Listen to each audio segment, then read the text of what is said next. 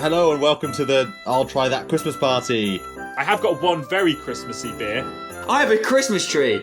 Okay, classic. We're having a good time. Hello and welcome to the I'll Try That Christmas party. Say it's Christmassy, you've got a special seasonal episode for you guys today, where we're checking the seasonal beers from a load of different breweries, but with a twist. None of us know what the others have as their beers. So we've all gone out, we've all got our different beers from wherever we could, and, you know, some of us it was a bit harder than others. You know, I was very lucky in that I had a beer advent calendar, so all my beers got delivered to me, whereas I know Simmo and Rich are going to be sharing their stories of trailing through the winter wonderlands of the rainy, grey UK to find their beers. And so we're going to taste our beers, give our first impressions, take the others on the journey of what our beers taste, smell, are doing for us. And yeah, so we're a lot more in the same boat as you listeners right now, in that we're all hearing all of this from fresh. Right, Rich, I really want you to start us off with your first beer. Tell us all about it. Okay then, so I had a lot more trouble finding all of my beers to go through. I don't know how many shops I've been round, but nowhere seems to have Christmas related beers. But so what I've gone along the theme of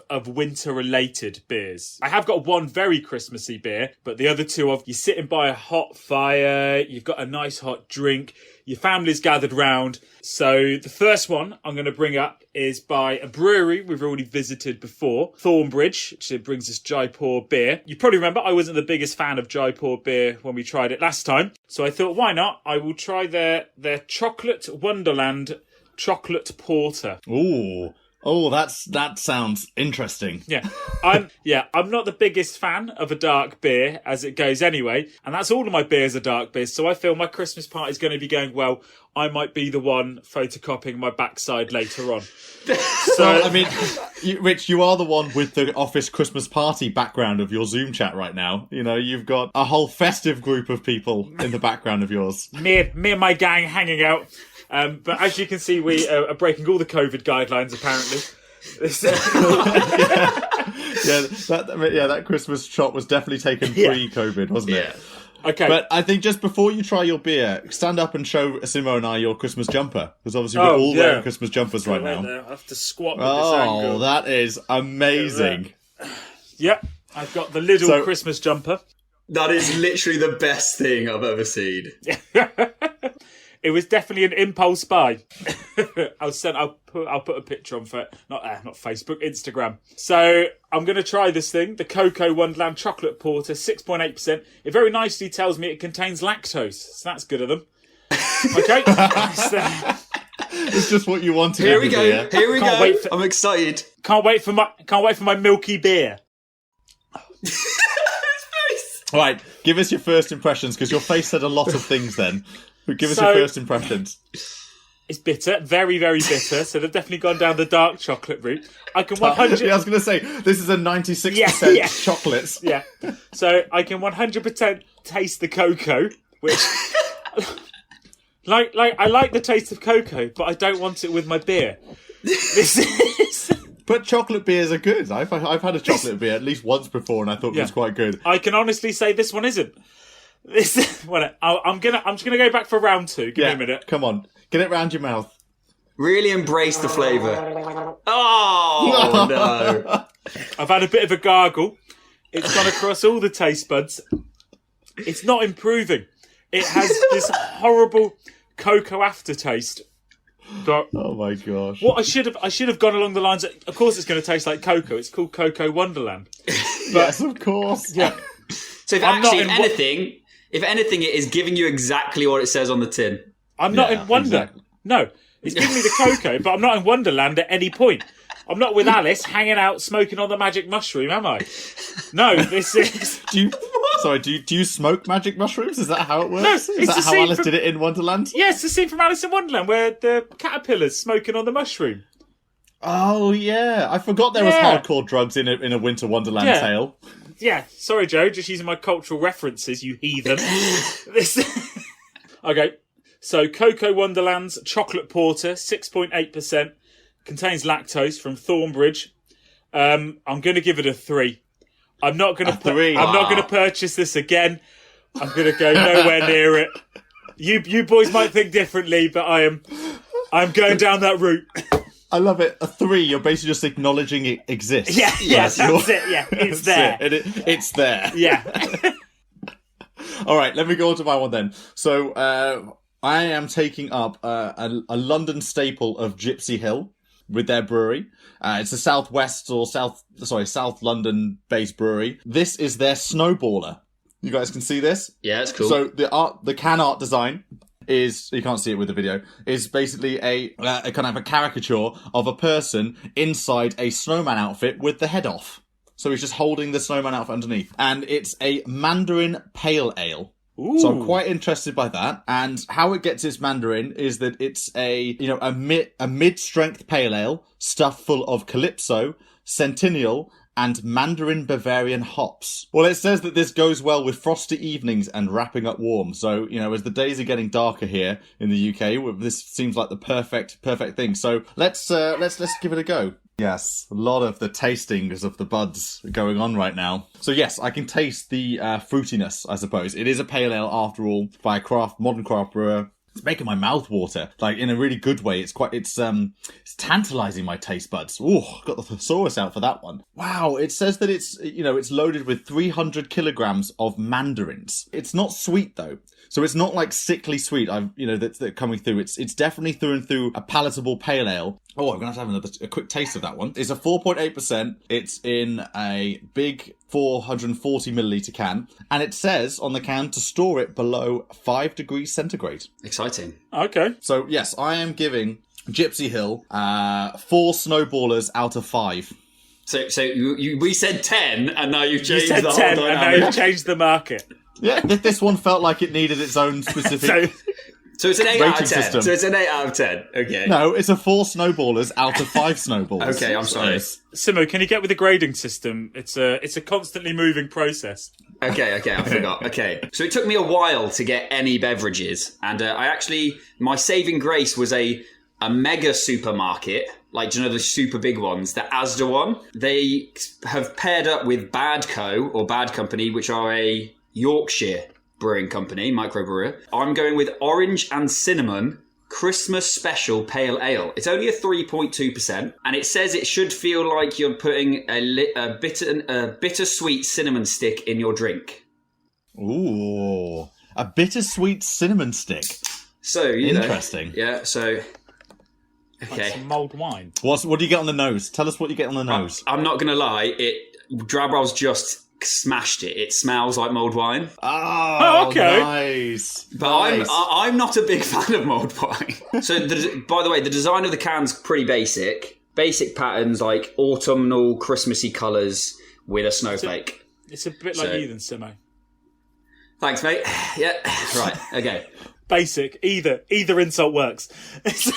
I'm just going to say this. I feel like all I've done is eat an orange peel, but I feel like it tastes like, do you know the grind that you get when you grind this outside of the orange? Surely it's called a rind, isn't it? That's whatever it is. Right. I'm not sophisticated like you. My Christmas party isn't exciting. I don't have nice backgrounds. I have a Christmas tree and You a have very bare grinds bones. of oranges all around. Yeah. Hey.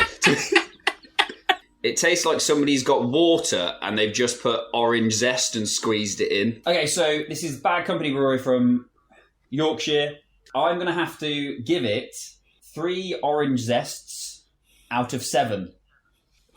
No, I like that. But I did think you were going to go with 3 orange grinds. Like, I can't taste the cinnamon that they're raving about, which is disappointing. Okay. Oh, But you could smell the cinnamon because it smelled like mulled wine, but it didn't come through in the taste. Interesting. Yeah, so it smells like it, but it tastes like the orange. I'm going to rustle in my big sack over here to pull out another festive beer for me to try. I'm just gonna do some. Certainly no innuendo meant by that none one, though, Rich, whatsoever. surely? You're disgusting, boy. Russell. So I've gone for Yule Log. Yule Log, which okay. Traditionally we all know as a lovely chocolate dessert that you may have after Christmas dinner. Oh yeah. So Yule Log, but they've gone down a different route. They've got Yule Log and then a picture of Santa taking a poo down a chimney. You can't say poo. Why not? yeah. Something poo down the chimney. Stop saying it. It's a chimney. It's a chimney. Santa having a poo down the chimney. It's not a chimney. That's what it's you're a held up chimney. To be fair, now I've heard him say it it's coming out your mouth. I can't not hear you saying chimney. Chimney. He's having a poo down the chimney. What? And say that again. Not the middle bit. It's a chimney. He's the chimney. It's a what? A chimney. It's not called a chimney. It's a chimney. A chimney. I've known you for a couple of decades now, and I cannot believe this is the first time I'm hearing you say chimney. It's chimney. Well, I'm just going to open it up live. So it's in a bottle then. So it's in a bottle. It's a dark ale. I got this from a little delicatessen, I believe called Charnbury Delicatessens down in Weymouth. The only Christmas beer they had in there. So my initial swig, and let's see how this goes. Oh, straight for the bottle. I like it. That's much nicer than the Thornbridge Choco Wonderland, Cocoa Wonderland. So I'm going along the lines. It tastes a lot lighter than what I was expecting. When it said dark ale, I was thinking something more along the lines of like a stout or something like that. But yeah, like a hobgoblin, slightly darker and slightly hoppier than a hobgoblin. It's got a nice little bitter after kick to it. Actually very, very drinkable. And I would definitely have this again. Which is surprising. That's big accolades given the fact that you said you were just telling me off air that you're not really a big fan of dark beers. No. So the fact that a stout is winning you over, that's amazing. Okay, so I'm just going to read you this on the side of the bottle. You've opened the presents and struggled to hide your disappointment. You've stuffed yourself with a bone-dry turkey, overindulged on Christmas pudding when you don't even like it. So now why not relax, sit down and enjoy a nice, slow, satisfying Yule Log. Ah, that's better. Cheese and crackers, anyone? Is what's written on the side of the bottle. Have you guys ever heard of direct beers? I took a look on their website and they seem to do novelty wrappings of their beers. So all of their cover art and everything like that is down like the comical line and all that sort of stuff, and stuff you'd buy your dad for their 40th birthday. So how many Christmas chimneys is this out of?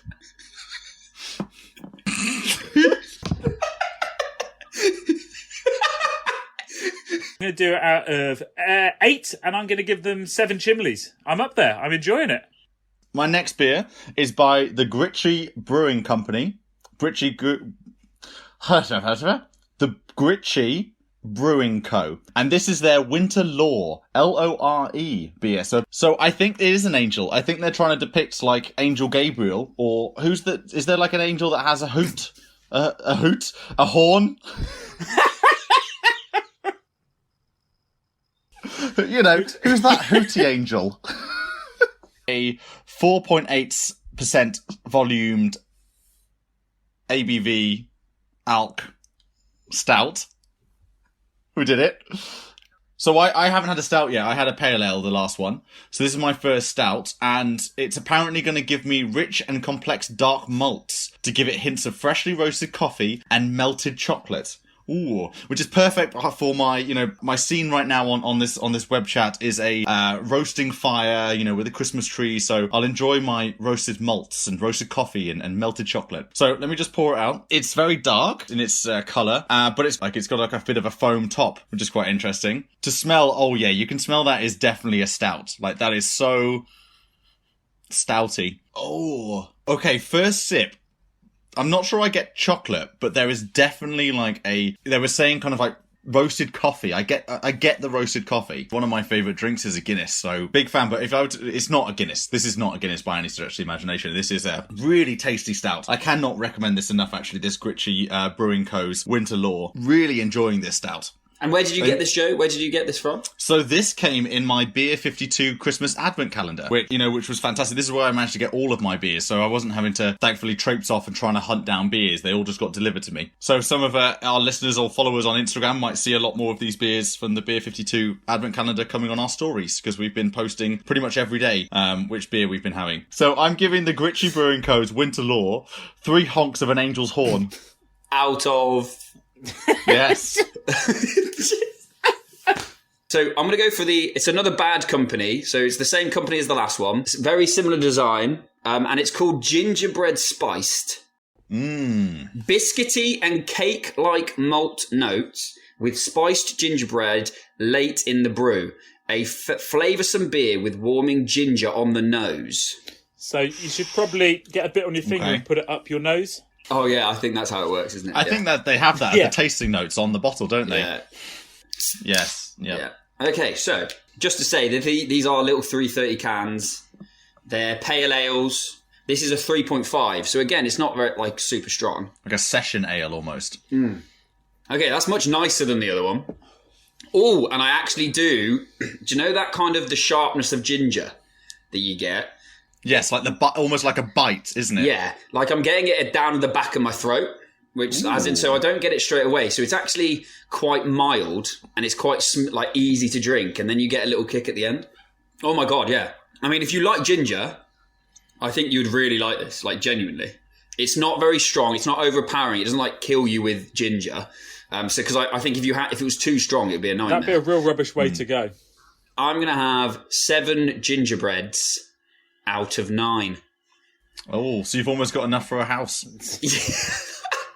Yeah, but actually, I think though, because it's a 3.5 as well, it's not going to knock your block off, which is actually quite nice, really. Because as you said, it's a proper session ale.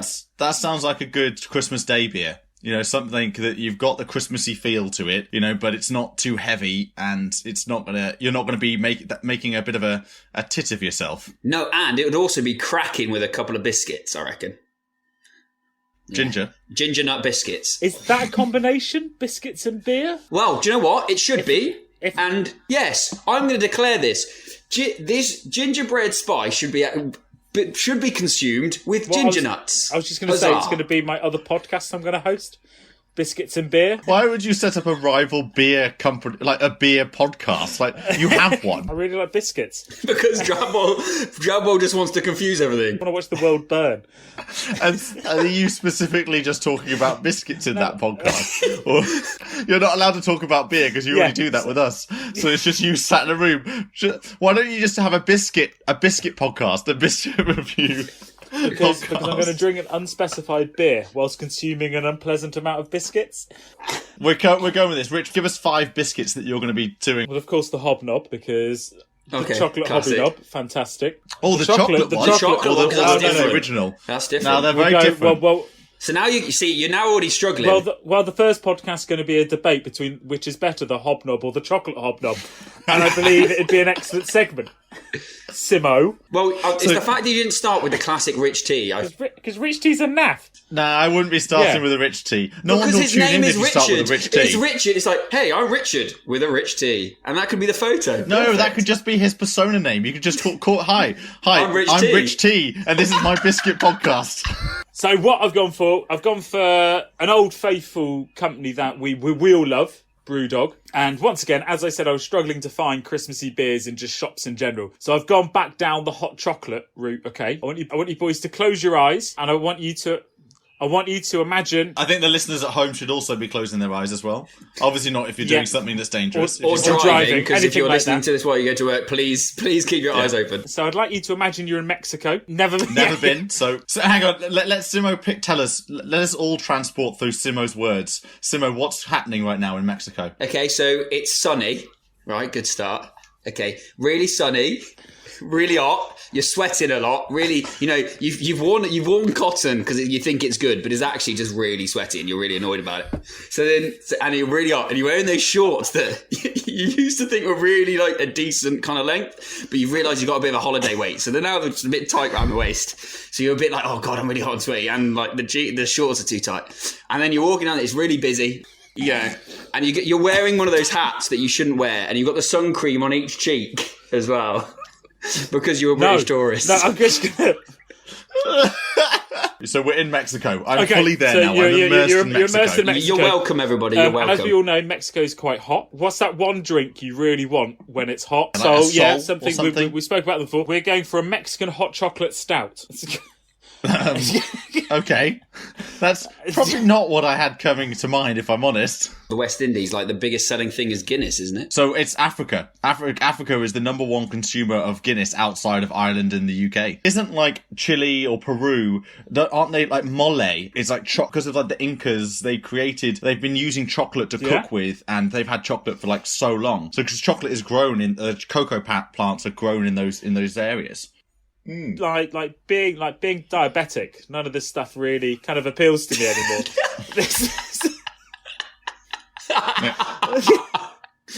So this is the Brewdog Nitro Choco Libre Mexican Hot Chocolate Stout. Nice. That is a tongue twister and a half. Now try and say that 2 times faster. Go. Brewdog Nitro Choco Libre Mexican Hot Chocolate Stout. You did really well. Well done. That is fantastic. Well done. Clap for that one. And I've had a few beers. So this is 8.2% volume, which is pretty strong. 8.2%. What's the can like, Drubber? So it's a cool pinky two-tony can. I don't know if you can see it. Wait there. There we go. Oh yeah. So Put it it's close. a cool There you can. go. And it's a big boy. It's a big boy yeah. can. Okay, so this is my first sip. I've only just opened the can, so let's see where we go. It just makes you want to buy it, doesn't it? It looks like an energy drink. It does look like an energy drink can, actually. Yeah. That is like nothing I've ever tasted before. Wow. Okay. Can you describe it for us?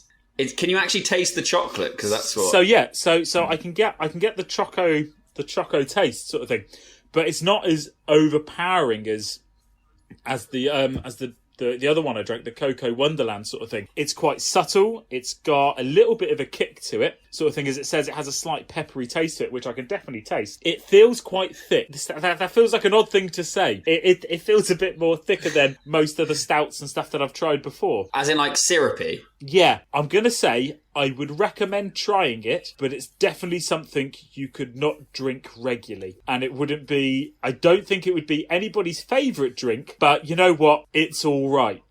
It's the best way to describe it. That sounds like a really good like stocking filler beer. Like if you were to give your family a beer that they will try once, but they won't make it a staple. You've just poured it out into a glass, Wow, and it obviously is dark. very dark. That is Thick. dark. It's like That does look delicious, though. And it looks very thick. It does look thick. so. It's kind of like that. It's a bit like chocolate milkshake consistency. Wrap it up, Rich. What are you going to rate with that one? And tell us again what it is again. Brewdog Nitro Choco Libre Mexican Hot Chocolate Stout, 8.2%. I'm going to give it 4 nitros out of 6. Following on the stout train, all aboard the seasonal stout train, as we seem to be for these Christmas beers, the Virginia Beer Co. It's their Evil Santa, and it's a spiced milk stout. All right. Well, here you go. I've just opened the can. Oh, it's in a big can, a 440ml can. Oh, a smell out of the gate. It's very much like when you go on a brewery tour and you can smell the hops and the malt. It's really like the malt tasting when you're in the malt room. Yeah, I mean, I'm literally smelling it right now, and I've been transported into a malt room in a brewery right now. Really interesting. And if you've ever been into a malt room, you'll know that it's such a distinctive smell. I mean, it's malts, but, no one's actually, it's very rare that you get to smell a whole malts, in its process. And actually, it's very hard on the nose. It hits you. Like it makes you feel warm, because a malt room is very warm as well in the brewing process, because obviously it's at the heating temperature stage of the brewing process. So it's warm. It's got this like distinctive malt smell going on. And it's weird how just that sniff through the can is quite literally transported me to a malt room. That's very bizarre. Are you pouring it out? Oh, that looks thick. So it's the consistency, yeah, so it's very dark, as you'd imagine from a stout. I've got to wait a couple of seconds. I've poured that out pretty terribly, and I've got a massive foam head on it. I mean, with regards to stouts and like the pale ales, I've had a few pale ales that have gone for like a Christmas theme. Does a stout feel like in England where it gets cold? Do you think a stout kind of suits the Christmas theme a bit better? I feel a stout is more Christmassy in the aesthetic, I think. I always consider a lighter beer and stuff like that to be very much more summery, very more Christmassy. You're looking at festivals, hanging out in beer gardens and all this sort of stuff. And then, like, stouts and everything like that, I do see them more Christmassy. They're darker, they're more filling, they feel more warming and stuff like that in that sense. So this is the Virginia Brewing Company from Virginia in the US, and this beer won the 2020 Brussels Beer Challenge Award, the bronze level for the winter ales. So the Brussels Beer Challenge, which is an annual beer festival in Europe, very prestigious, really big. It's recently been won, and this won third place in their winter ales category. So that is really, really good. This must be a very good beer then. Go on then. Well, we'll see. Wow, I think I've never had something that tastes so much like nutmeg. Like, like cinnamon. It's such like a Christmassy or winter holidays taste, which is you usually smell that, don't you? You smell like kind of being in a winter, cooking in winter, mulled wines. But this definitely just tastes and smells like a winter wonderland. Winter spices, definitely I'm getting spices from it. Not in like a hot way, but in a flavour way. When it comes to the spices, I'm definitely getting the cinnamon, I'm getting the nutmeg. Is it quite a heavy drink? For what it looks like and how I've described it, you'd think it would be really thick, you'd think it'd feel quite heavy, but actually it's the contrary to that. It feels really light, actually. This is going down really well for something that is so dark, and it tastes very flavoursome, like really flavoursome. So much so, Bernie in the background, he's smelling the malts and he's like, I love this. This smells great. So this is a 7% ABV. Now, the milk stout side of things, I was kind of expecting it to be a bit smoother, if I'm honest. Kind of have this quite long finish. Whereas I feel this one is very much just hits the tip of your tongue. You get an explosion of flavour, but like not even subtle, but it grows on you. But it definitely doesn't feel smooth. It's like all at once, and then it kind of dissipates and goes away. I will say, giving the Evil Santa a rating, I would definitely put Evil Santa on the good boys and good girls list. I mean, it's a great name for it. I mean, the can itself is all black in the background, and it's got a silhouette of a Santa Claus wearing sunglasses, and he's got like a big bushy beard, and he's got a grimace on his face. It's all by like a silhouette, so it's very artistically done. Yeah, I mean, it's Evil Santa in the sense that it's a wintry ale, and it's a head turner. Like, I would grab this probably again, maybe get someone else to try this. I've got another pale ale and it's a beer from London Beer Factory, which is southeast London. Oh, I've seen them. They've got some shops around. So it's a very festive-y colour. They've got their logo as the main kind of attraction, and it's kind of like liquid flowing everywhere, which is quite nice, like red colours and pink colours. It's called Sour Solstice, which is obviously winter solstice. Blood orange and cranberry sour, 4.8%. So I just wanted to read this because I was wondering if you knew about it. So it's this classic Berliner Weiss. Yeah, Berliner Weiss beer. So what is that exactly? A Weiss beer is like a white beer that comes from Germany, so it's used with different, similar to I guess like a lager pilsner, but it's not. It's a Weiss beer. But a Berliner Weiss is a very specific take on that Weiss beer, which is, as you can imagine, come from Germany and from Berlin. Okay, also, it says, coincides with two solar phenomena, I can't say that word, and seasons. Tart cranberry with aromas of blood orange, balanced by the addition of lactose for increased body, reflects the contrast of these two annual events. Refreshing, sharp, moreish. It's supposed to be, its malt is Pilsner and wheat.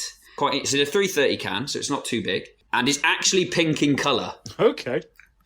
Which is the weirdest thing I've ever seen. It looks like a pink lemonade Lucozade. It's really amazing. It's like really fascinating. It is really sour. It's like, do you know when you have those sour sweets that you put in your mouth and you like on your tongue?